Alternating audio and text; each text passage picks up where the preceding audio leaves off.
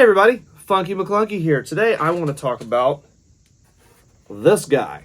Man, I've been using this as a backdrop in Instagram posts and maybe in a YouTube video too, I can't remember. But anyway, I've been getting a lot of questions about what this is and where it came from.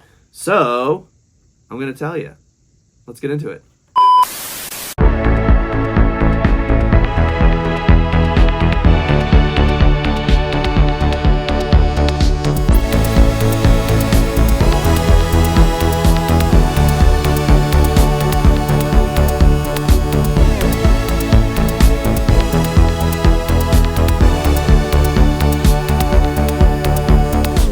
Okay, so before we talk about the playsets, I want to mention this book. I might have mentioned this in a prior video. If I did, I'm sorry for repeating myself.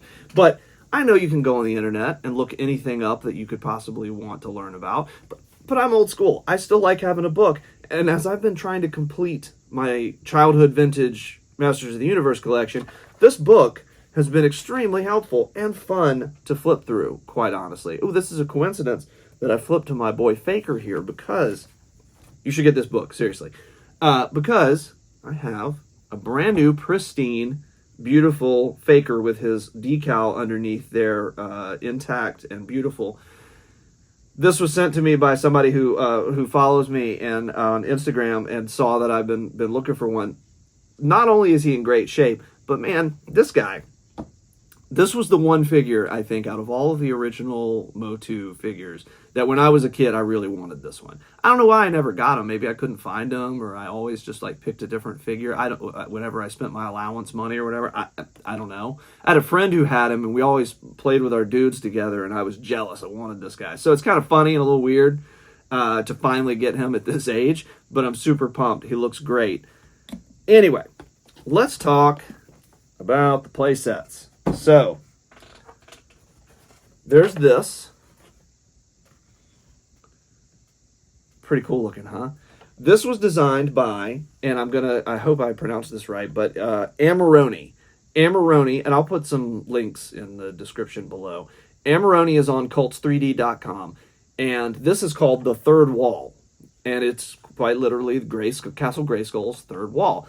And it fits really nicely with a couple of different versions of the Castle Grayskull playset, like the Classics version. He's got a couple of different scales. Now this one is the one that is scaled to go, if you look at the cartoon when they would show a few shots of the third wall, the side of Castle Grayskull, it was never really in scale with the rest of the castle. And the drawbridge, like the front door, was always, blown out, big looking. Anyway, it would be impossible to scale this in a way that would fit with the original playset and also would have a door that was big enough for a real normal-sized He-Man dude to go through. So it looks kind of like a dwarf door, but it doesn't matter. I guess I could print this thing a little bigger if I wanted to. But I had to print this in multiple pieces. I printed it on my Bamboo Labs P1S. It's a filament printer. And I had to print it in a few different sections and glue it together and then paint it to match. And you know what I'm going to do, actually? Oh, let me show the back side here. It's pretty simple, like the original Castle Grayskull is pretty simple, and it's just got these like wood floor platforms in here. Before I get to talking about how I painted these things, I want to show you something else too. Hold on.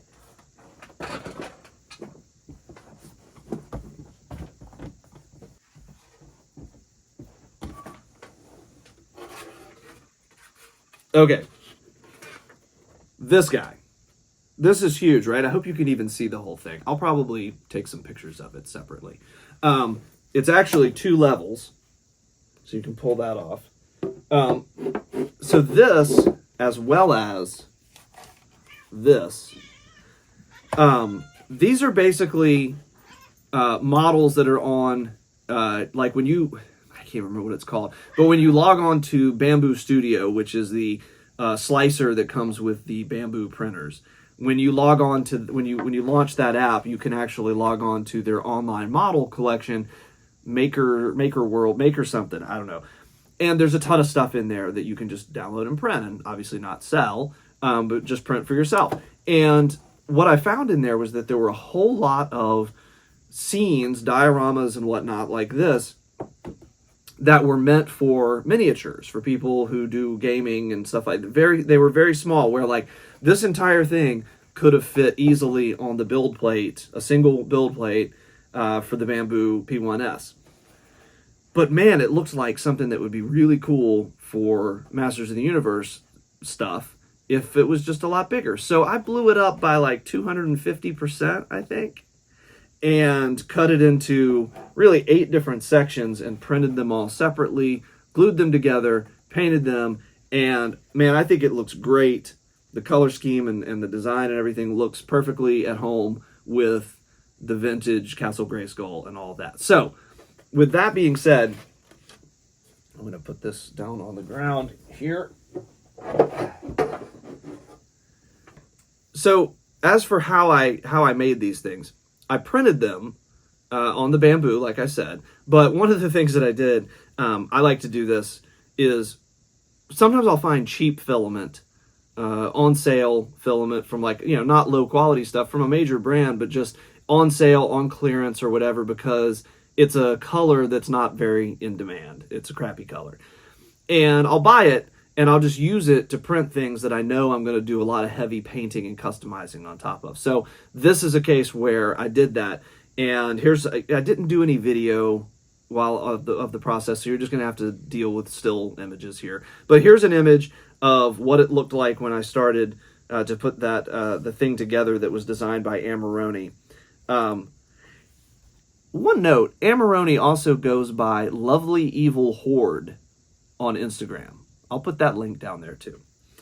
Anyway, so this picture is of my workbench with, basically, I told my printer that I had a certain type of filament in there, and that I have one of those AMS multicolor add-on things. So I basically lied to my printer and said that I had 3 rolls of green filament in there, when really one of them was translucent green and the next one was translucent red. And it just meant that when the green ran out, that it automatically started using the red because I told it that they were the same colors. Anyway, the reason I'm telling you all this is because it's very helpful to be able to use up unwanted, old, or discounted filament, as long as it's still good, for projects where you're going to do a lot of heavy painting. So the first image, that's that. Second image here is, you can see a little close-up of how I glued some of the parts and pieces together that are different colors. And then the third image is just a primer coat that I put on it. So you might notice in this picture that you can see the seams of where the different pieces went together. And I used some Milliput, clay, whatever stuff, putty, to fill those gaps a little bit, and then with the primer kind of hiding it. You'll also notice in this picture that in between a lot of the boulders, there's just like trash. There's like artifacts from the supports that had to be on there at some of the weird angles from the printer. I ended up cutting all of that out with a knife before I finished this thing, but you could still see it here in the primed version. There's just a shot of the back that's been primed as well. And then here's side by side with the original Castle Grayskull, which the original Castle Grayskull came in a lot of different colors, because they were all hand painted. No two were the same. You see a lot of variation in these things, even on the inside and the outside. Like you can see just in this picture, the side here of the original Castle Grayskull is way brighter green than the inside that you can see there on the left of the picture. And so matching these elements was a little challenging, but I got there. But that you can see here, this is the original coat of paint that I put on after the primer on the little add-on piece here. And this right here, this moss green, right off the shelf at Home Depot. Moss green is the color that I used for the base coat for all the stuff that I'm talking about here. But the way that I solved the color match issue is that I was looking closely at the original vintage playset and noticed the different kind of layers that it appeared that they had on there. I'm sure they did it with like an airbrush in a factory, but I'm going to do it by hand, down and dirty. So I used some of this cheap craft paint that I got at Michael's at the hobby store, and I started layering that on top of the base coat to get that right mix. Oh, and here's a picture of just like brown. You know, I painted the wood brown as well for the inside platforms.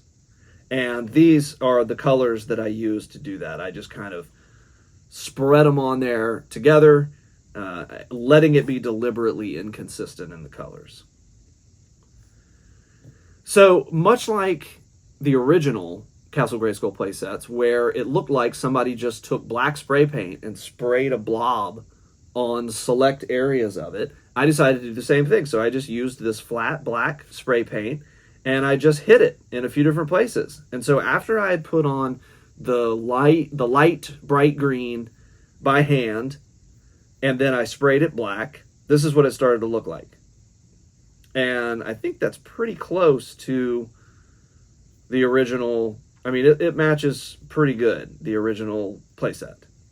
And here it is, pretty much all done, I think. Anyway, sorry I didn't have a tutorial video for that showed the entire process, but it's pretty simple if you're patient and you can find these paint colors.